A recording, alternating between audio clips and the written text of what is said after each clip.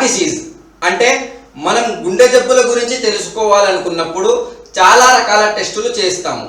Blood టెస్టుల్లో lipid profile test అనేది చాలా కామన్. ఇందులో total cholesterol, LDL, HDL, triglycerides values ఉంటాయి. మరైతే ఈ కాంపోనెంట్స్ అన్ని నిజంగానే హార్ట్ డిసీజ్కు కారణమా, లేదా హార్ట్ డిసీజ్ అండ్ డయాబెటీస్ను క్రియేట్ చేసే హిడెన్ విలన్ మరెవరైనా ఉన్నారా? ఈరోజు మన వీడియోలో ఆ అసలు సిసలైన హిడెన్ విలన్ ను వెతికే ప్రయత్నం చేద్దాం. Hello friends, I am doctor Mohammed Irfan. మీరు చూస్తున్నారు ఇర్ఫాన్స్ నాలెడ్జ్. ఇక్కడ మనం డయాబెటీస్ మేనేజ్మెంట్ గురించి scientific and authentic information simple language లో చాలా సులభంగా ప్రతి ఒక్కరికి అర్థమయ్యే విధంగా మన తెలుగు భాషలో షేర్ చేస్తాము. మనం ఏదైనా కొత్త విషయం గురించి తెలుసుకోవాలనుకున్నప్పుడు మొట్టమొదటగా దాని హిస్టరీతో ప్రారంభించాలి. అందుకనే మన ఛానల్ యొక్క స్టార్టింగ్ హిస్టరీ ఆఫ్ డయాబెటీస్ తోనే జరిగింది. ఈ రోజు మనం హార్ట్ డిసీజ్ గురించి తెలుసుకోవాలనుకుంటున్నాము కాబట్టి స్టార్టింగ్ దాని హిస్టరీతో చేస్తే చాలా సులభంగా అర్థమవుతుంది.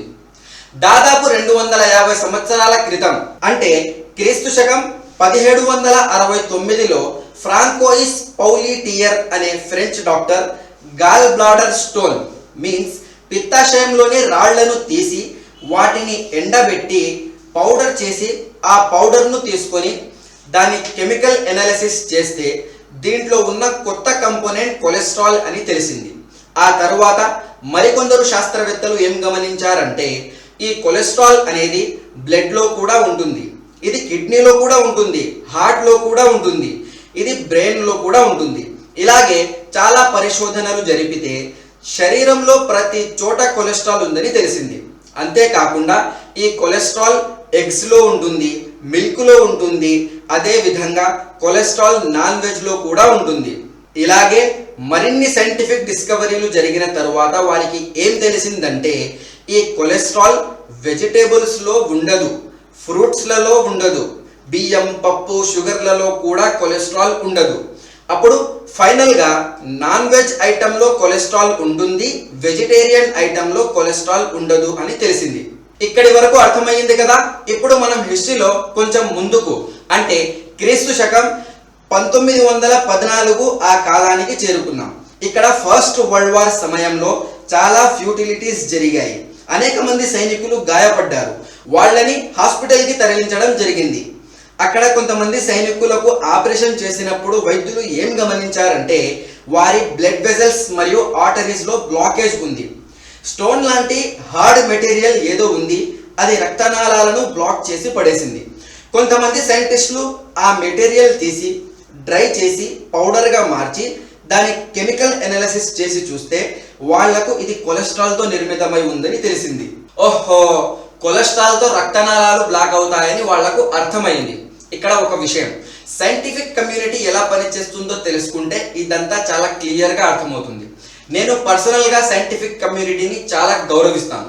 ఎందుకంటే సైంటిఫిక్ కమ్యూనిటీ అనేది నాలెడ్జ్ షేర్ చేయడంలో బిలీవ్ చేస్తుంది.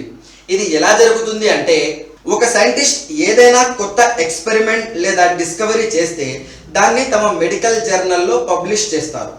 జర్నల్ అంటే మ్యాగజైన్ లాంటిది.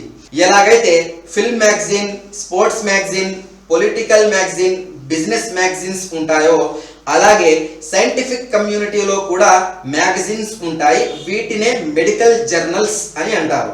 అలా ఒక దేశంలో పబ్లిష్ అయిన జర్నల్ ను మరో దేశానికి చెందిన సైంటిస్ట్ చదివి ఆ రీసెర్చ్ ను ఒక స్టెప్ ముందుకు తీసుకుని వెళ్తారు. అలాగే దాన్ని మరో కంట్రీలో చదివి వారు ఇదే రీసెర్చ్ ను ఇంకో స్టెప్ ముందుకు తీసుకుని వెళ్ళి డెవలప్ చేస్తారు. ఈ విధంగా సైంటిఫిక్ కమ్యూనిటీలో నాలెడ్జ్ షేర్ చేయడం వలన సైన్స్ చాలా తక్కువ సమయంలో ఎక్కువ అభివృద్ధి అండ్ దీని ప్రోగ్రెస్ కూడా చాలా స్పీడ్గా జరుగుతుంది. మన దేశం ముఖ్యంగా మన తెలుగు రాష్ట్రాల నుంచి డయాబెటీస్ ను నిర్మూలించాలంటే మనం కూడా నాలెడ్జ్ షేర్ చేస్తేనే ఇది చాలా స్పీడ్గా జరుగుతుంది. నాలెడ్జ్ షేర్ చేయడం అనేది చాలా అవసరం. ఎనీహౌ సైంటిఫిక్ కమ్యూనిటీలో ఏం తెలిసిందంటే ఈ బ్లాకేజ్ కొలెస్ట్రాల్ అనే పదార్థం ద్వారా జరుగుతుంది. ఈ కొలెస్ట్రాల్ అనేది నాన్ వెజ్ లో అయితే ఉంటుంది, కానీ వెజ్ లో ఉండదు. అందుకని నాన్ వెజ్ తక్కువగా తిని వెజ్ ఐటమ్స్ ఎక్కువగా తినాలి అని సైంటిఫిక్ డిస్కషన్ స్టార్ట్ అయ్యింది.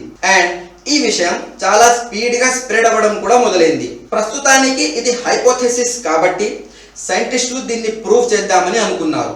ఇది ఎలా జరుగుతుంది అంటే, ఏదైనా కొత్త ఇన్ఫర్మేషన్ తెలిసినప్పుడు దాన్ని బేస్ చేసుకొని ముందుగా ఒక ఇమాజినరీ సిచ్యువేషన్ క్రియేట్ చేయడం జరుగుతుంది. దీన్ని సైంటిఫిక్ కమ్యూనిటీలో హైపోథెసిస్ అని అంటారు.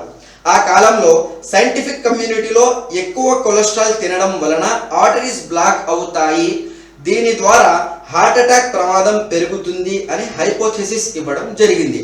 అయితే ఇది ఇంకా ప్రూఫ్ కాలేదు కాబట్టి దీన్ని ఎక్స్పెరిమెంట్ ద్వారా ప్రూవ్ చేద్దామని కొందరు సైంటిస్టులు కొన్ని ర్యాబిట్స్ అంటే కుందేళ్లను తీసుకుని వాటికి డైలీ హై కొలెస్ట్రాల్ ఫుడ్ను తినిపించేవారు. మార్నింగ్ ఈవినింగ్ కొలెస్ట్రాల్ చాలా కొలెస్ట్రాల్ ఫుడ్ తినిపించి కొద్ది రోజుల తర్వాత ఆపరేషన్ చేసి వాటి బ్లడ్ వెజల్స్ను కోసి చూస్తే లోపల కొలెస్ట్రాల్తో ఆర్టరీస్ మొత్తం బ్లాక్ అయి ఉన్నాయి. దీని అర్థం ఎక్కువ కొలెస్ట్రాల్ ఫుడ్ తినడం వలన ఆర్టరీస్ బ్లాక్ అవుతాయి అని ప్రూవ్ అయింది. దీని ద్వారా హార్ట్ అటాక్ అయ్యే ప్రమాదం కూడా పెరిగిపోతుంది. ప్రజలు కూడా దీన్ని యాక్సెప్ట్ చేశారు. అప్పటి నుంచి లో ఫ్యాట్ డైట్, లో కొలెస్ట్రాల్ డైట్ సజెస్ట్ చేయడం మొదలైంది. ప్రభుత్వాలు, ఇండస్ట్రీలు మొత్తం కూడా లో ఫ్యాట్, జీరో కొలెస్ట్రాల్ ఉన్న ఫుడ్ ప్రోడక్ట్స్ ప్రొడ్యూస్ చేసి వాటిని ప్రమోట్ చేయడం మొదలుపెట్టాయి. ఈ దిశగా ప్రజలు కూడా లో ఫ్యాట్ డైట్ తినడం మొదలుపెట్టారు. దీంతో ఫ్యాట్ మరియు కొలెస్ట్రాల్ అంటేనే హార్ట్ డిసీజ్ అనే ఒక కొత్త బిలీఫ్ మొదలైంది. సామాన్య ప్రజల బ్రెయిన్లో కొలెస్ట్రాల్ అనేది చాలా డేంజర్ అని ఒక కొత్త న్యూరో అసోసియేషన్ కూడా క్రియేట్ అయ్యింది. ఇలా కొన్ని సంవత్సరాలు జరిగింది. ఆ తరువాత మరికొందరు శాస్త్రవేత్తలు వచ్చి ఏమన్నారంటే, మీరు అన్నట్టుగా కొలెస్ట్రాల్ ఎక్కువగా తింటే రక్తనాళాలలో బ్లాకేజ్ అవుతుంది. ఒకవేళ కొలెస్ట్రాల్ పూర్తిగా తొలగించి జీరో కొలెస్ట్రాల్ ఫుడ్ తింటే రక్తనాళాలు బ్లాకేజ్ అవ్వకూడదు, అంతే కదా? అయితే సరే, చూడండి, సైంటిఫిక్ మైండ్ సెట్ అనేది జిత్తుల మారి స్వభావం కలిగి ఉంటుంది. వీరు ఒక్క విషయంతో మానరు, రకరకాలుగా ప్రయోగాలు చేస్తూనే ఉంటారు. అలాగే వీరు కొన్ని ఎలుకలను తీసుకుని ఏం ప్రయోగం చేశారంటే, వాటికి డైలీ పూర్తిగా జీరో కొలెస్ట్రాల్ ఫుడ్ తినిపించి కొద్ది రోజుల తర్వాత ఆపరేషన్ చేసి బ్లడ్ వెజల్స్ కోసి చూస్తే వాటి ఆర్టరీస్ ముందు కంటే ఎక్కువగా బ్లాక్ అయి ఉన్నాయి. ఇప్పుడు ఇక్కడ మరో పెద్ద చిక్కు వచ్చి పడింది. అయితే అప్పటికే లో కొలెస్ట్రాల్ థియరీని బేస్ చేసుకొని చాలా బిజినెస్ ఇన్వెస్ట్మెంట్స్ జరిగిపోయాయి. లక్షల కోట్ల ఇన్వెస్ట్మెంట్ అంతా లో ఫ్యాట్ డైట్ లో జరగడంతో ఇండస్ట్రీ మొత్తం లో కొలెస్ట్రాల్ ఫుడ్ ప్రొడక్ట్స్ ప్రొడ్యూస్ చేస్తూ వాటిని బీభత్సంగా ప్రమోట్ చేయడం మొదలుపెట్టింది. సామాన్య ప్రజలందరూ లో ఫ్యాట్, నో కొలెస్ట్రాల్ వైపు షిఫ్ట్ అవుతూ ఉన్నారు. అదే సమయంలో సైంటిఫిక్ కమ్యూనిటీలో మరో డిస్కషన్ మొదలైంది. కొలెస్ట్రాల్ తింటే ఆర్టరీస్ బ్లాక్ అవుతాయి, తినకపోతే ముందు కంటే ఎక్కువగానే ఆర్టరీస్ బ్లాక్ అవుతున్నాయి. ఈ సమస్యకు పరిష్కారం వెతుకుతూ మరికొందరు సైంటిస్టులు ప్రయోగాలు మొదలు పెట్టారు.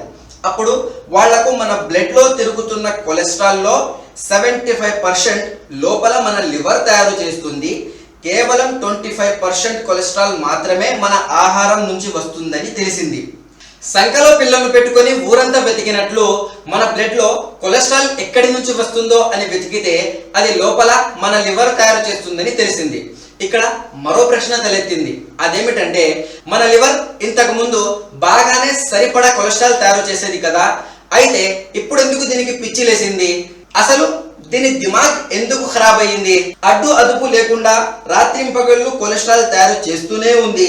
ఈ సమస్యకు పరిష్కారం వెతుకుతూ సైంటిస్టులకు ఏం కనిపించిందంటే, ఎవరి బ్లడ్ లో ఇన్సులిన్ లెవెల్ ఎక్కువగా ఉంటుందో వారి లివర్ చాలా ఎక్కువ స్పీడ్ తో కొలెస్ట్రాల్ తయారు చేస్తుంది. ఓహో, ఇక్కడ అసలైన విలన్ ఇన్సులిన్ అని వాళ్లకు తెలిసిపోయింది. ఈ ఇన్సులిన్ లివర్ లో కొలెస్ట్రాల్ తయారు చేసే మిషన్ ను పుషప్ చేస్తుంది.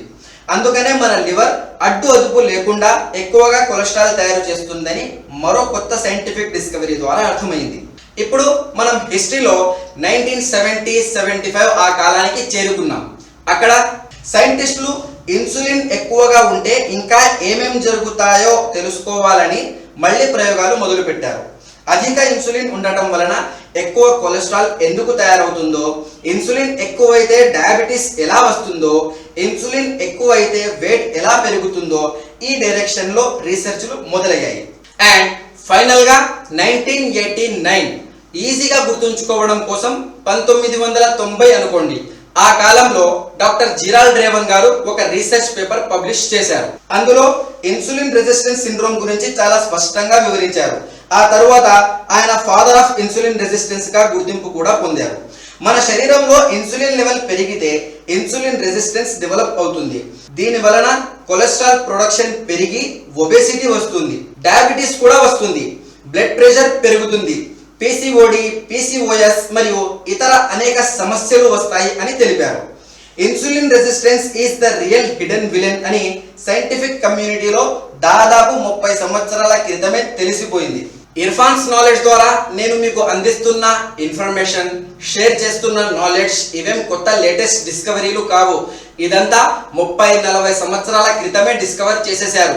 ఈ విషయాలన్నీ సైంటిఫిక్ కమ్యూనిటీకి సర్ప్రైజ్ అయితే ఏం కాదు, వాళ్లకు అంతా తెలుసు. ప్రస్తుతం రీసెర్చ్లు చాలా అడ్వాన్స్ లెవెల్లో జరుగుతున్నాయి, కానీ జనరల్ పబ్లిక్ కు మాత్రం ఇదంతా ఏమీ తెలియదు. సైంటిఫిక్ కమ్యూనిటీతో పోల్చుకుంటే సామాన్య ప్రజలు 30 సంవత్సరాలు వెనకబడి ఉన్నారు. మా గురువు గారు ఏం చెప్పేవారు అంటే, కొత్తగా జరిగిన ఏదైనా రీసెర్చ్ అండ్ సైంటిఫిక్ డిస్కవరీ లేదా సోషల్ మూవ్మెంట్ సామాన్య ప్రజలకు చేరాలంటే దాదాపు 50 సంవత్సరాలు పడుతుంది. అదే నేను గమనిస్తున్న ఈ డిస్కవరీతో కూడా సేమ్ అలాగే జరుగుతుంది. ఇన్సులిన్ రెసిస్టెన్స్ గురించి 1990లో తెలిస్తే దీని గురించి దాదాపు 30 సంవత్సరాల తరువాత మెల్లమెల్లగా అవేర్నెస్ మొదలైంది. మీరు యూట్యూబ్ తీసి చూస్తే నాలాగే చాలా మంది మన దేశంలో ఇన్సులిన్ రెసిస్టెన్స్ మీద మాట్లాడుతున్నారు. ఇలాగే అమెరికా, చైనా, జపాన్, ఇండోనేషియా లాంటి డెవలప్డ్ కంట్రీస్ మాత్రమే కాకుండా బంగ్లాదేశ్, పాకిస్తాన్ లాంటి దేశాలలో కూడా ఇన్సులిన్ రెసిస్టెన్స్ గురించి చర్చలు జరుగుతున్నాయి. ఇన్ఫర్మేషన్ చాలా స్పీడ్గా స్ప్రెడ్ అవుతుంది.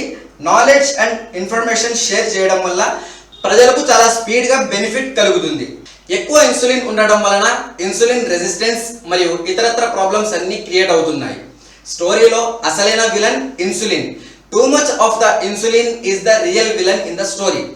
నెక్స్ట్ వీడియోలో మనం ఇంకో స్టెప్ ముందుకు వెళ్ళి అసలు ఇది ఎక్కువ కొలెస్ట్రాల్ ఎలా తయారు చేస్తుందో మనం మన లివర్లో దూరి చూద్దాం. So see you in the next video. Thank you.